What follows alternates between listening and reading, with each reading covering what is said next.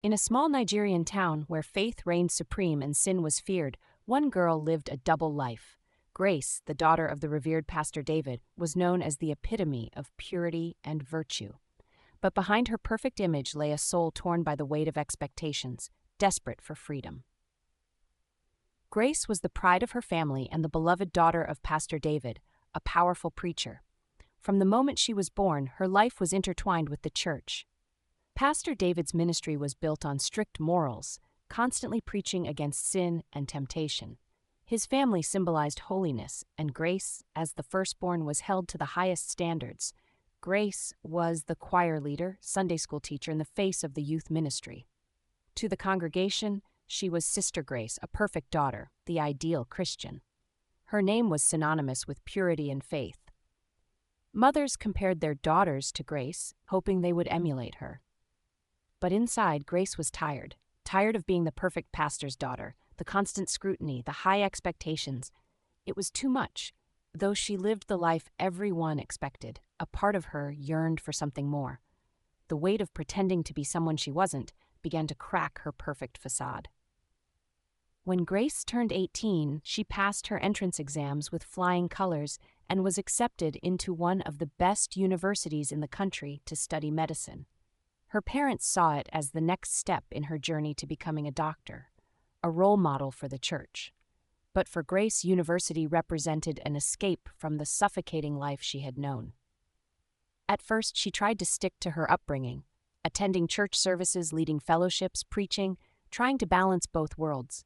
But soon, she found herself drawn to something else. One night, her roommate, Amara, invited her to a party. "Just come, Grace. You don't have to drink or dance, just see what it's like," Amara said. Hesitant at first, Grace eventually gave in.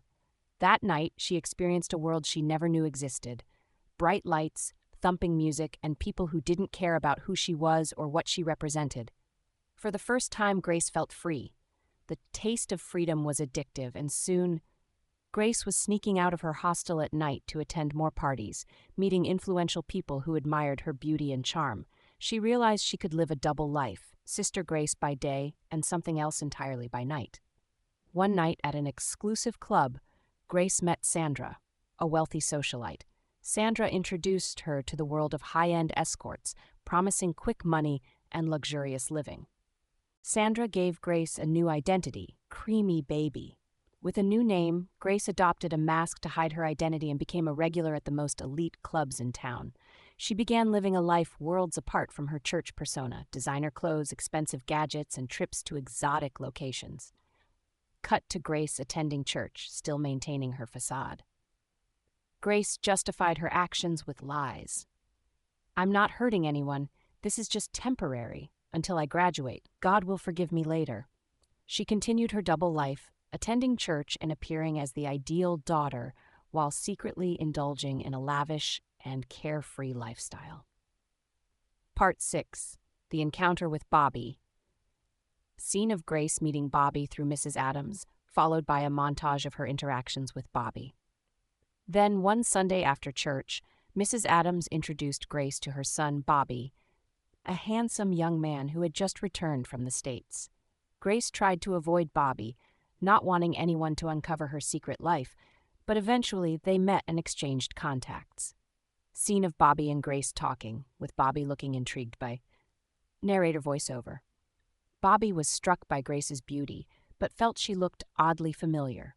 He couldn't place it, but something about her face seemed too familiar. It wasn't long before he realized he had seen her before, at the club. Part 7. The Revelation.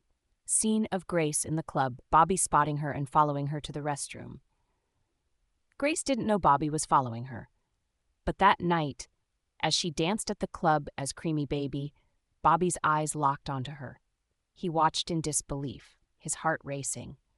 As Grace went to the restroom, Bobby followed her. There, in the mirror, he saw her without her mask. His mind raced, recognizing her as the perfect daughter of Pastor David. Bobby couldn't believe it. The woman he had admired in church, the one everyone called Sister Grace, was the same woman living the double life. Grace? Bobby called her name softly, and she froze. The reality of her two worlds crashing together hit hard. Now, with her secret exposed, Grace's world began to unravel. Would she continue to live a lie, or would she face the consequences of her actions? In the end, Grace's story is a cautionary tale of the pressures that come with perfection, the allure of freedom, and the dangerous balance of living a double life.